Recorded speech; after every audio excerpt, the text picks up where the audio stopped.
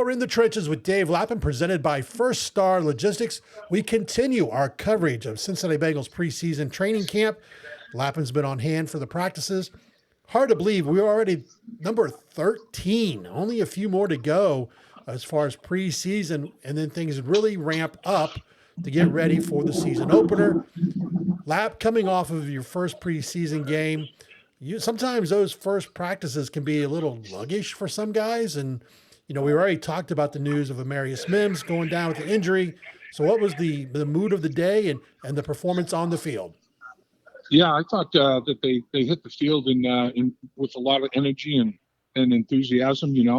They had time off after the football game to collect their thoughts and rest up a little bit, mentally correct mistakes that they saw when they looked at tape of the football game. And I know everybody feels for Mims. There's no way that they want to see a teammate in a situation that he's in, but he's going to be, like we talked about earlier when we talked about his injury. I don't think it's severe. It's not anywhere near season ending or anything like that. There's no surgery necessary. I do think he's going to miss probably the next couple of preseason games, and then missing those joint practices. Obviously, those reps are significant and important too. But he played well, and I think he is still getting the mental reps, and not only from his coach. He's getting it from players. He's getting it from defensive players. I mean, he takes it all in. There's no doubt.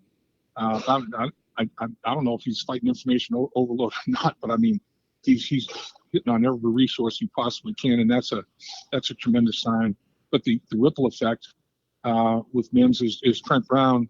I guess ironically, this was his first appearance in team drills, and I'll tell you, watching Trent Brown, this guy has a high football IQ as well. He's been around the league a long time, and man, for a guy his size, he moves fluidly. I mean, effortlessly. And he is. They were pulling down the line of scrimmage and hitting a one-man sled, and he almost took the thing apart.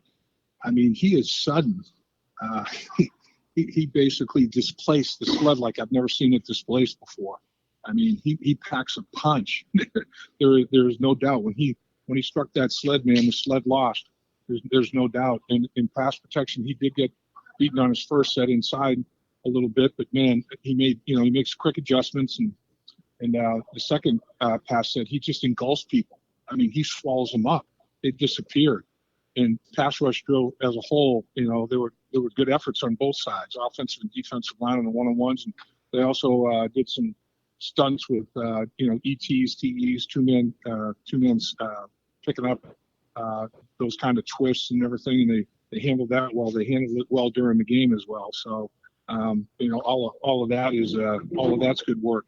And then the other ripple effect is Kirkland went out and played some left tackle, and he did that in college at Washington. It's not foreign to him, and man, it looked like he was riding a bike. He looked pretty smooth out there. He had really good sets in pass protection, and Cody Ford took some snaps at the right tackle position. So now, after the first preseason game here in training camp, Frank's a believer in offensive linemen having versatility in more than one position potential, and he's going to start to work on that right away. So, that was good to see too. And Deontay Smith worked his way back into being out there today and worked and had some pretty good competition in one-on-one pass rush drills and team, and he looked pretty good. He was moving well. So, obviously, Mims is it's tough. It's something that you wish wouldn't happen, but it did, and you move on, and he's going to be fine. And the thing is, everybody else gets reps. So that's what the nature of the beast is here. Also today, Jimmy Burrow and Jimmy Chase were at camp. So I guess the fan in me is hoping that Jimmy Chase is here for a celebration. I don't know, maybe something's going to be you can celebrate about a little bit, but to get a chance to talk to both of those guys on the sideline, which was fun as well. Yeah, those two, boy, they've got no different than their sons. They have built a great friendship. And we've had them both on In the Trenches, and thoroughly enjoyed having both of them on. And we had Jimmy on more than Burrow on more than we've had Mr. Chase. So make sure you go back and watch those, because always a plethora of information, especially from a guy who's longtime college football coach and Jimmy Burrow. I had a chance to see Jimmy down at the preseason game. The suite was a couple of suites over from the First Star Logistics suite, and you can tell he's still a coach in his mind, man. He's sitting there watching things, and I can see the Oh, yeah. brain working. Yep, there's no doubt. I mean, he's a football guy. Both of them are. You know, they know what they're looking at. And their sons obviously are great players as well as great friends, and you know, it's you know, parents are parents. You know, they always will be. You know, and it's good to catch up with those guys. And obviously, their sons are succeeding on an extremely high level, and they're super proud of their sons. There's no doubt. You're in the trenches with Dave Lapham, presented by First Star Logistics. If you're looking for a career change or just something different, be sure to visit firststarlogistics.com for the latest details on career opportunities with one of the fastest growing companies in Cincinnati, and a great place to be around, a place to work. And as Lap and I can attest to from our time when we go down and spend some time in the studio. Lap, I gotta say, this is when we get into those, you know, we talk about the dog days of August when we talk about baseball, but also the dog days of August when we talk about NFL training camp. You lived it. It's the difference going from, like we talked about the last 2 weeks leading up to the first preseason game. Now you've got that under the belt. The next 2 weeks kind of different for the Bengals because, as we've talked about, they're going to do these joint practices before a preseason game. And does this help? Do you feel that overall this is just a better formula for NFL teams to go to have these, like, I guess you would call it inter squad scrimmages before they go out and play a preseason game in a stadium? Yeah, it's just a controlled practice, really. I mean, there might be one period where there's live tackling, but it's pretty good thump in offensive lines in the trenches. I mean, that's where offensive and defensive linemen, you know, lock up pretty good, and the work there is pretty significant. It's just not finished, but in terms of taking people to the ground. But I think they're looking forward to, you know, Hard Knocks is up there in Chicago, so they'll probably make that at some point in time. But yeah, I think everybody's looking forward to that work up there, and that's where you can get your number ones a ton of work, is in those joint practices, and then use the game. You know, the number twos and number threes in particular might not get all that many snaps, but you know, that's what the preseason games are for. Is when you you know, now the number ones have gotten a ton of reps against different colored jerseys that have different players with different techniques, different schematics, all of that, and it's good work. So that week up there, everybody will get significant work, and not just number ones, not just number twos, number threes, but you can spread it out a little bit more between these joint practices and the preseason games, and everybody gets some significant reps and really help as you gear up for that first game of the regular season. Yeah, we spoke to Von Bell yesterday in the studios. That video is up. People want to make sure you check that out if you haven't done so already. And he talked about, you guys spoke about it being not just going out and doing work on the field, but this allows, when you do this type of trip, because they're actually leaving Wednesday and will be there Wednesday, Thursday, Friday, and Saturday. Goes into a team building opportunities where not just, you know, specific units, the DBs, the receivers, or the O linemen or whatever, but overall as a team, kind of like an extended road trip. You get to kind of visit. And Vaughn was very excited about going to Chicago because he already talked to some friends about reservations and places to go eat and stuff. And he was looking forward to going out with some of the guys. So did you guys ever, when back in the day of your training camps, did you ever have experiences like that? Never. No, never did anything close to that. You know, never had joint practices like that. Never traveled to another city and had joint practices. So, you know, and it's interesting.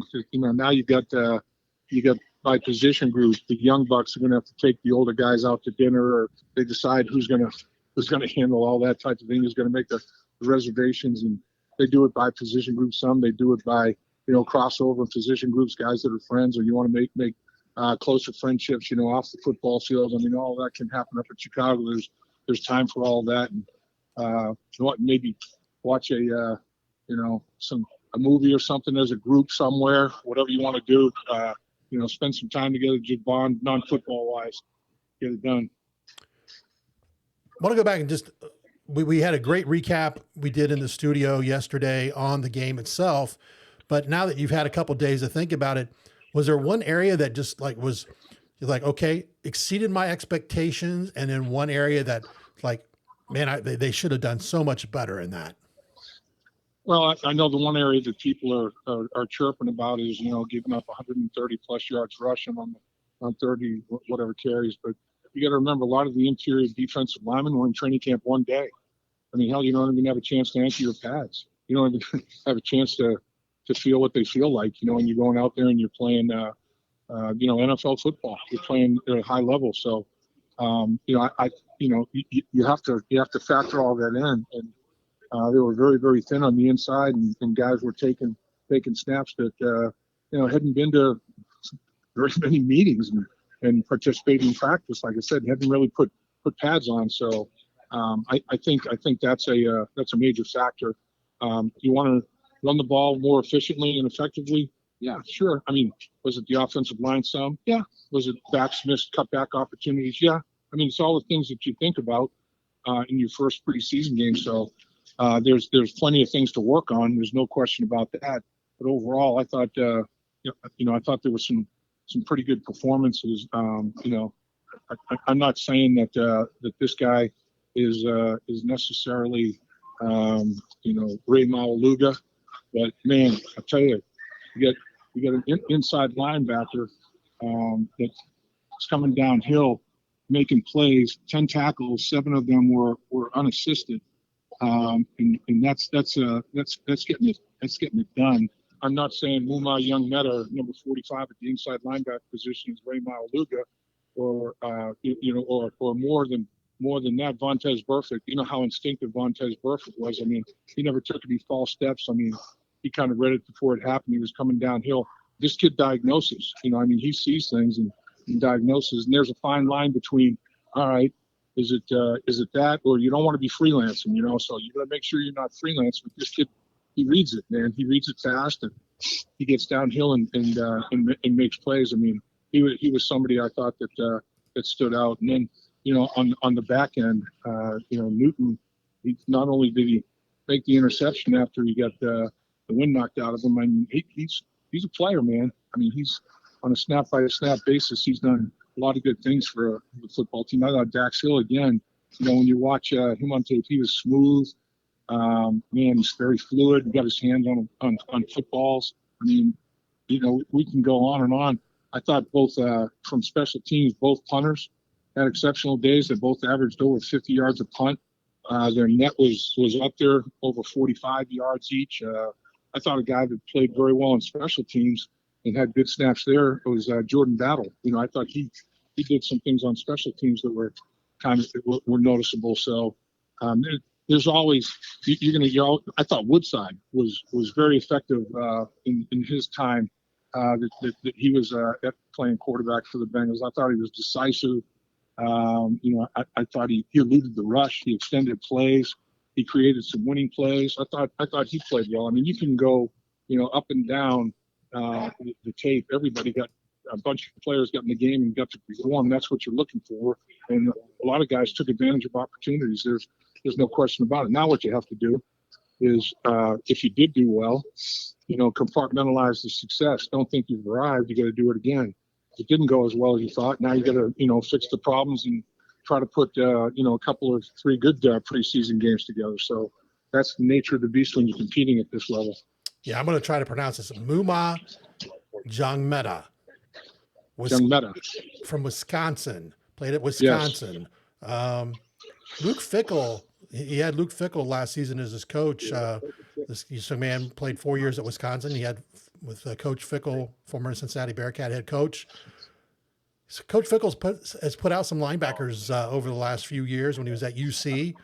And but this young man, Wisconsin always seems to have some guys that just know how to play the game. Yeah, I mean, he's definitely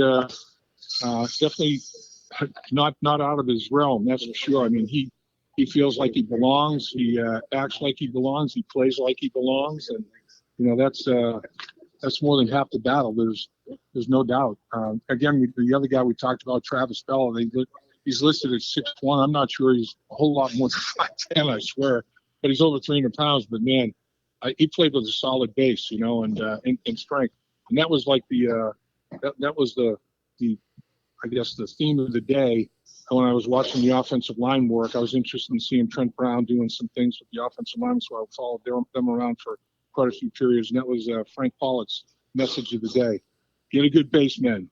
Get a good base. Make sure you're working on your base. So he was harping on that. So obviously there were, some problems with getting your feet too close together, not keeping that wide base so you can finish blocks, more easily. And, and that's the thing we're talking about.